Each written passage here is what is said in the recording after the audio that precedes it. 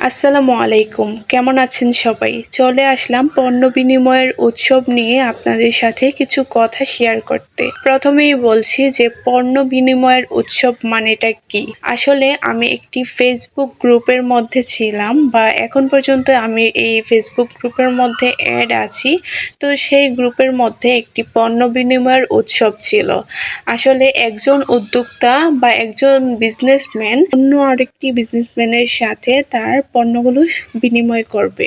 ঠিক আছে? তাহলে কিন্তু দুইজনের পণ্যটাই সেল হয়ে যাচ্ছে।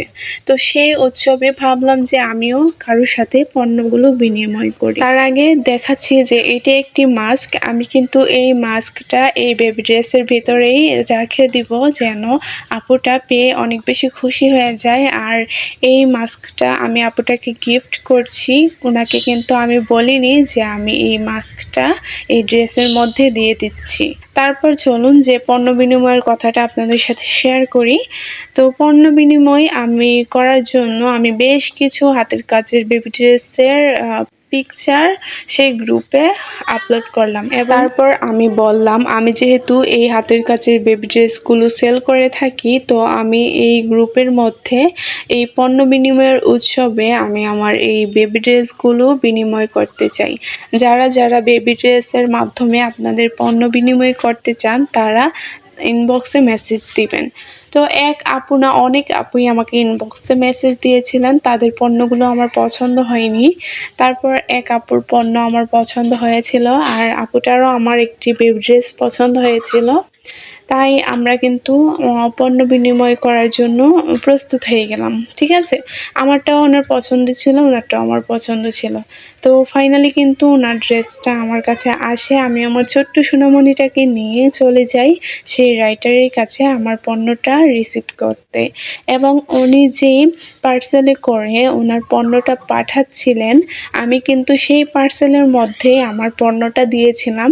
আসলে এক্সচেঞ্জ পার্সেলটা এইভাবেই দিতে হয়। দেন তারা অবশ্যই ভালোভাবেই জানেন। তারপর দেখুন আমার আপুটার কাছে যেই পণ্যটা আমি পছন্দ করেছিলাম বা যে ড্রেসটি পছন্দ করেছিলাম সেটা কিন্তু আমি রাইটারের কাছ থেকে রিসিভ করে নিয়ে আসি।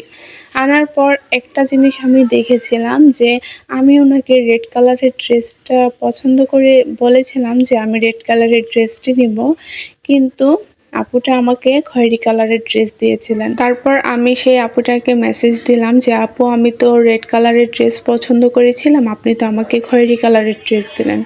আপুটা কোনোভাবেই বলতে রাজি ছিল না যে উনি আমাকে রেড কালারের ড্রেসটি দেয়নি। সত্যিই উনি আমাকে অন্য কালারের ড্রেস দিয়েছে। এটা উনি কখনোই বা এখন পর্যন্ত স্বীকার করেনি যে উনি আমাকে রেড কালারের ড্রেসটি দেয়নি। উনি আমাকে বিভিন্ন কথা বলেছিলেন যে ক্যামেরার মধ্যে নাকি রেড কালার দেখা যাচ্ছিল, আসলে এটা খয়েরি কালার। আচ্ছা আপনারাও তো আমার ক্যামেরার মধ্যেই দেখছেন, এটা কি রেড কালার বলেন তো? যাই হোক উনি এখন পর্যন্ত আমার কাছে স্বীকার করেনি, আমিও আর ওনাকে পরবর্তীতে কিছু বলি নাই। উনি আমার পার্সেলটা পেলে অবশ্যই খুশি হয়ে যাবে। ব্যবসা কিন্তু ১-২ দিনের জন্য না।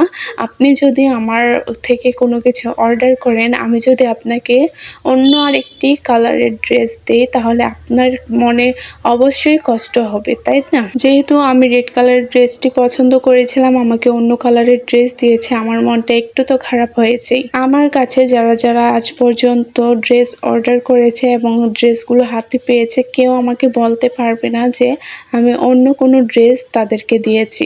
ওনারা যেটা চেয়েছে আমি কিন্তু সেইটাই কাস্টমাইজ করে দিয়েছি। একজন উদ্যোক্তার জন্য কিন্তু এইটাই সবচেয়ে বেশি ভালো একটি কাজ হয়ে থাকে।